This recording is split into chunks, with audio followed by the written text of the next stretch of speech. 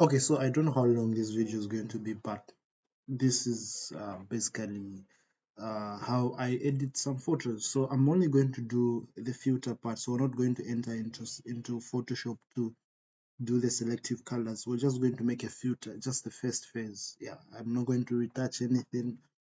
Yeah, nothing of that sort. So it's just making a filter. Now, I always take my photos in RAW. So RAW helps you to capture more colors and also the flexibility to tweak the colors. Because if you capture in JPEG, it's really hard to tweak the colors. It's more like break them. I don't know how to explain that, but the colors don't really come out well, and it's really hard to take it to a different level. Yeah, so I'm going to use the pictures we took for the graduation that we had. Yeah, I'll actually send you these files so that you can have your own taste of the photos. So I'm going to take this one. So what happens is that when I drag a raw file into Photoshop, it opens what we call the camera raw filter. So normally when you put a JPEG into Photoshop, it opens on its own inside Photoshop. And then you can go on under the filters here, under the filters. That's when you can now go to camera raw filter. It takes you back to the camera raw filter. But the advantage of using a raw file is that when you drag it directly inside here and then you edit, it creates a file inside your folder called an XMP file, which is simply a filter that you can use. And it contains all the information in relation to the settings that you are changing while you're editing. In any case where you accidentally click open and it opens in Photoshop but you've not yet finished, you can still go back using that same file. I'm going to show you later that those settings will remain the same. So in any case where you want to change stuff in the future, you still use the same filter and tweak. So I'm going to drag this here and yeah, wait a little bit. I think my Photoshop is a little bit slow, my laptop.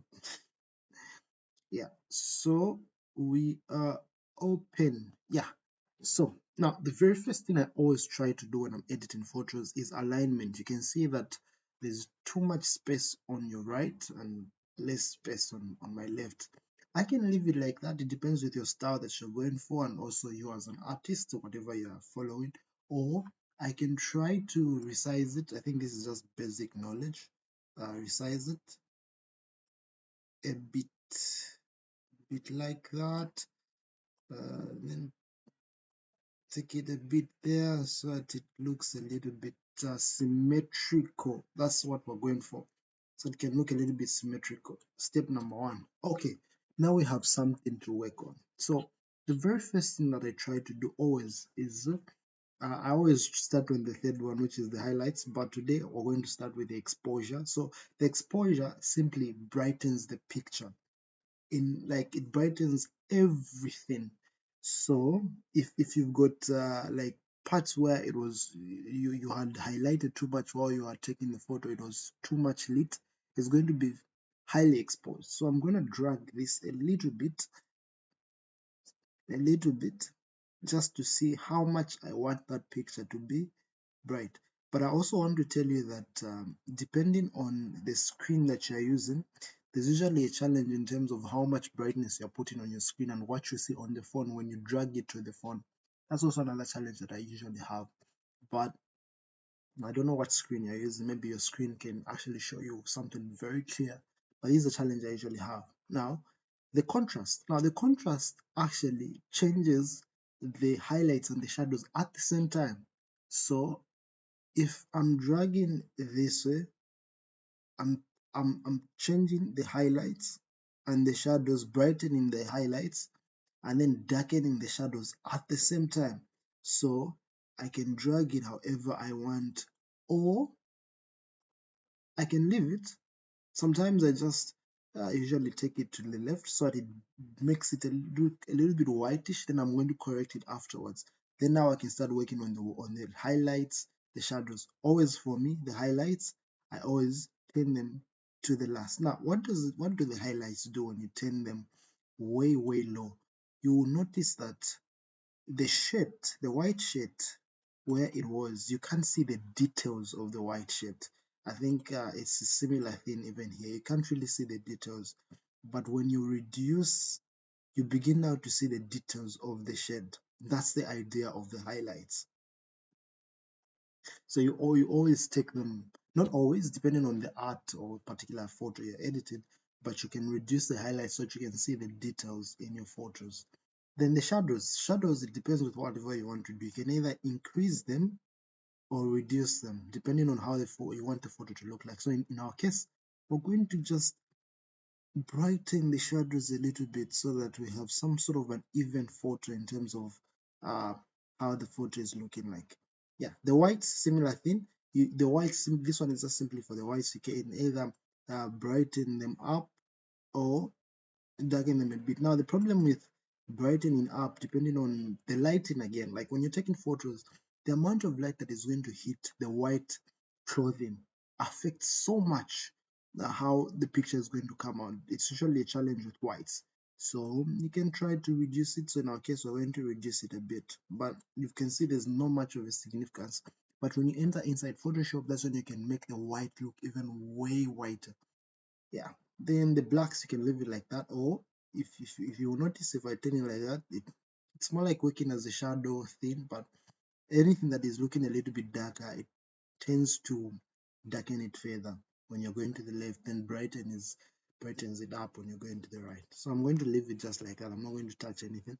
And then the texture. Now the texture, if you notice what is going to happen, too much of it makes your photo look uh, like a cartoon like.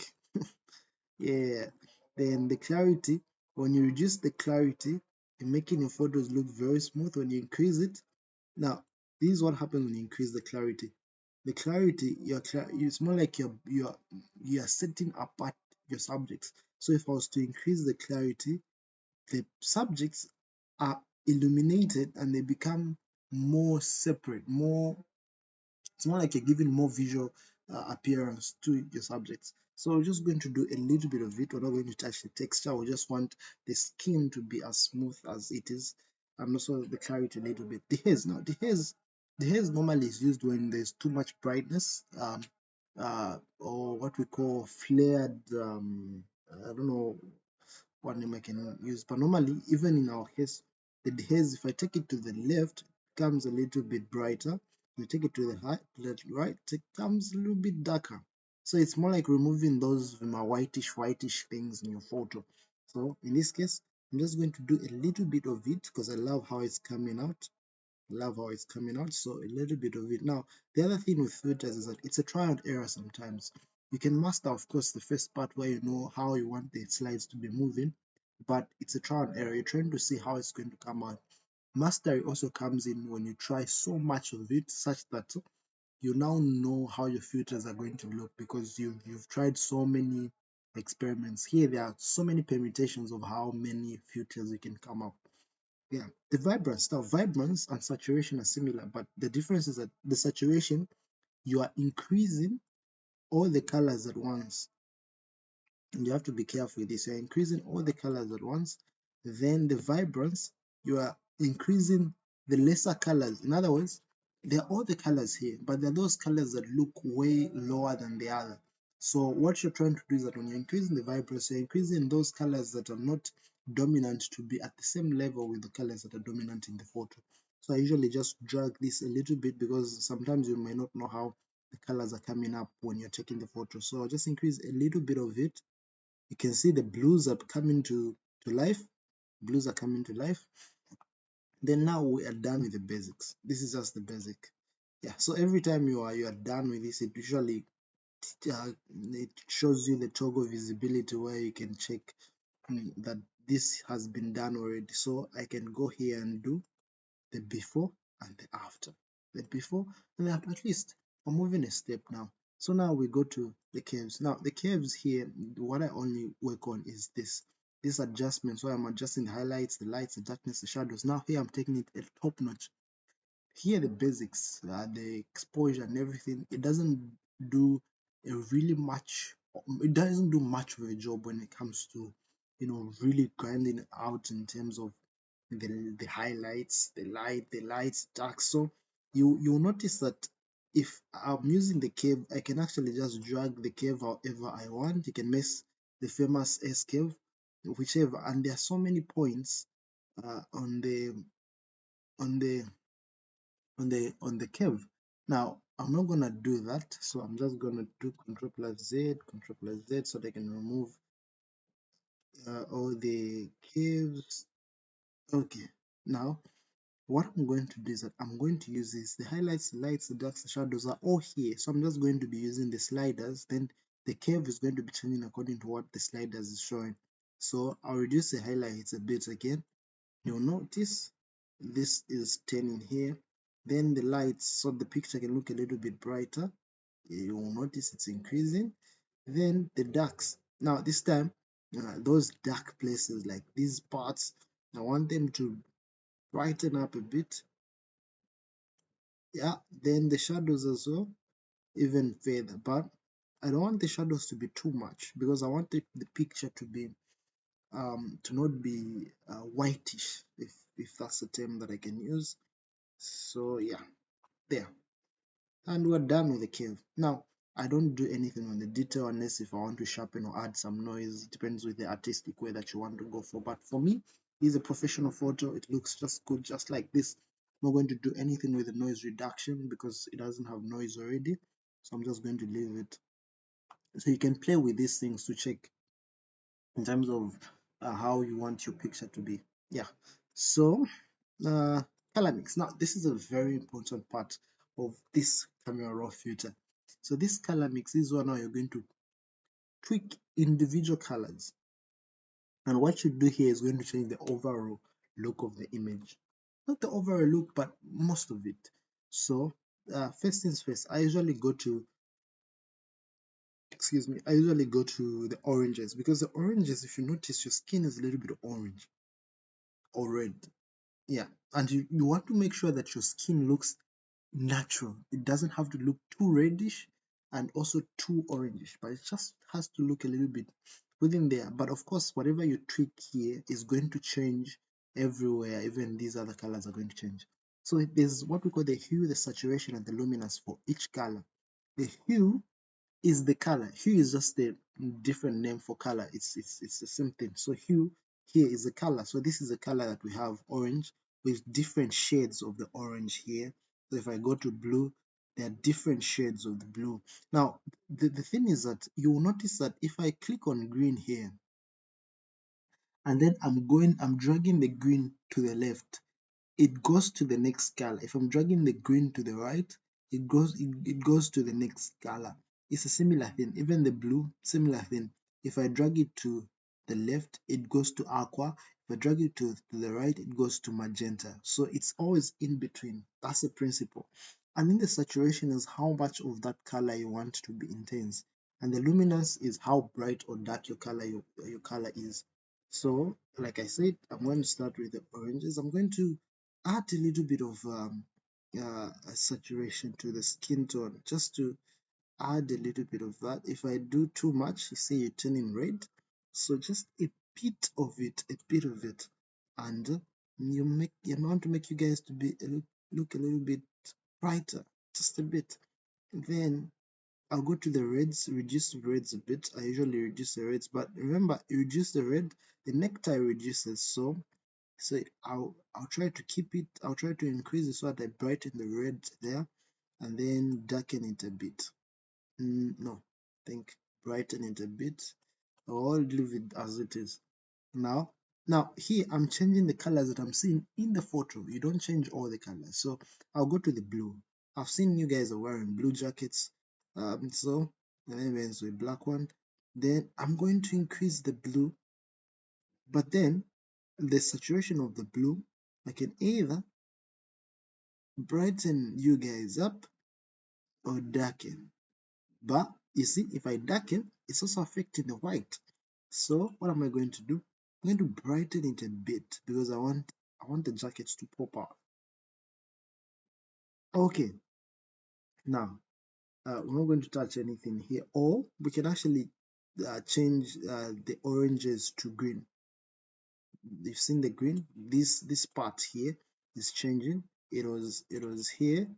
I'm now changing it to green. A bit of that, so that when I'm working with the greens, I'm working with the overall greens in the picture. So now the greens, it depends how you want the green to be. People love the green to be like that.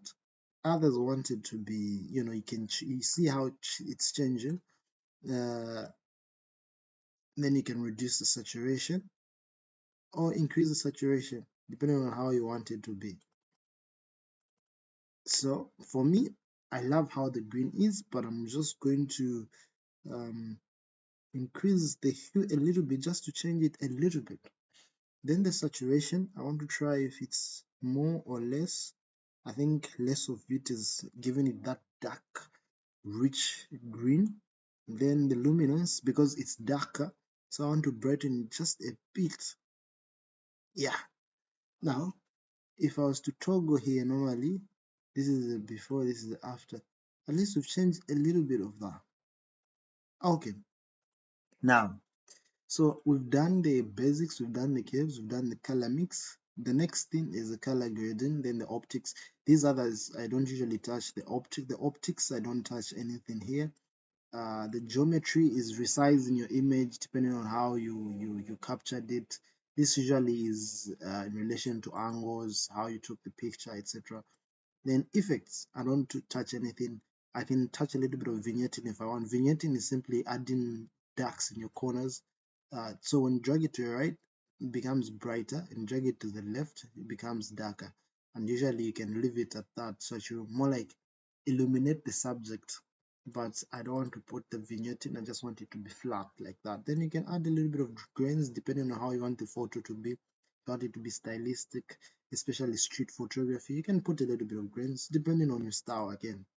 Okay, so well, we are on color grading. Now color grading is simply having an overall view of the image. You're putting an overall view. There's what we call the midtones, the shadows, and the highlights. The midtones, normally the midtones are really the uh, the skin tones. So if you want to put it in mind to say the midtones are skin tones, it's perfect. It works well because the midtones are the middle parts of the shadows and the highlights. Then the shadows are the shadow parts and the highlights are the highlights parts. Then you've got this first part, which is shadows, midtones, and then highlights, or the trio at the same time. And then this one is a global. It means that when I shift this, I'm shifting all the highlights, the midtones, and the shadows at the same time. So I can give it this. Now you've seen I'm dragging on this circle, but I can come here and do the same. So remember the hue, saturation, and luminance. I can say, okay, I want it to be on the green, so I'm on the hue, but it has not affected the image. Why? Because the saturation is at 0. So I'll begin increasing saturation. You see that the circle is moving. So if I increase the saturation, the circle is moving, just like that. This is the global. You're changing everything at once. But we're not going to do the global, or we're just going to work on individual parts of the image. So I'll start with the shadows. So now, usually, according to the rules that are out there when it comes to editing, if you put your shadows, let's say here, you have to look for a complementary color which is direct in your opposite direction. So you've seen it's more like I've moved the cursor to the blues, then increase the saturation a bit, and then I'm going to keep the luminance as it is. Then now if you notice it's looking a little bit whitish. I can actually reduce the luminance so that it doesn't look whitish, but I want to see how it comes out with the midtones. So the midtones, I'm going to do the opposite, take it to its complementary, then increase the saturation depending on how I want the thing to come out. Now you have to be very careful with the saturation because, like I said, screens are different. What you can see here is not going to be the same thing when it comes out of Photoshop. So I'll increase it a little bit higher. Okay, then increase the luminance because I want it to be brighter. So reduce this a bit as well because you're looking too much. Or now that I've done this, I can actually go to the color mixer and reduce the oranges, the orange rather, so that uh it doesn't look too much. Okay, right there. So this is a before, this is a after. Yeah, right there. Now this might not be perfect because normally filters you take time to see how you're going to tweak them, how they're going to come out, do trials and errors. So I'm going to reduce it a bit again because I feel like it's too much saturated. The mid-tones, if you've noticed, like I said, the mid-tones usually affect more of your skin tone. So that's the more reason why I'm trying by all means to play with the mid-tones a little bit so that most of it should be affected. Okay, now the highlights. So here we're just doing highlights. You can actually take it to if you've noticed, we've changed the highlights, but nothing much on the skin. So it's just looking for highlighted parts of the image, but not much of the skin. So my point is here, then a little bit of more saturation. Yeah, then I highlight the highlights. I bring them a little bit there. Okay, we're getting to somewhere here. Now, let me go back here. The complementary, like I said, I can increase it depending on how I want it to be, but I can also try it. Maybe what if I take it to greens, to these other colors, depending on how I want the image to be. But I'm okay with the blue. I can actually put it here in between cyan and okay, no, somewhere here. Yeah, saturation. Okay, now we're talking. Before, after. Okay, now we're done with the color grading. Now the color, there are two parts of color. The blending, normally you blend the image, the colors together. You've seen what is happening. Then the balance, you're balancing the colors. So we're going to play with these things just a bit. I'm going to increase this a bit, balance as well just a bit, because uh, if you've noticed, the more I'm changing this, he's becoming more brighter.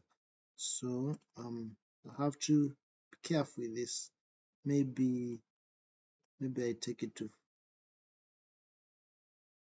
3. Okay, 2.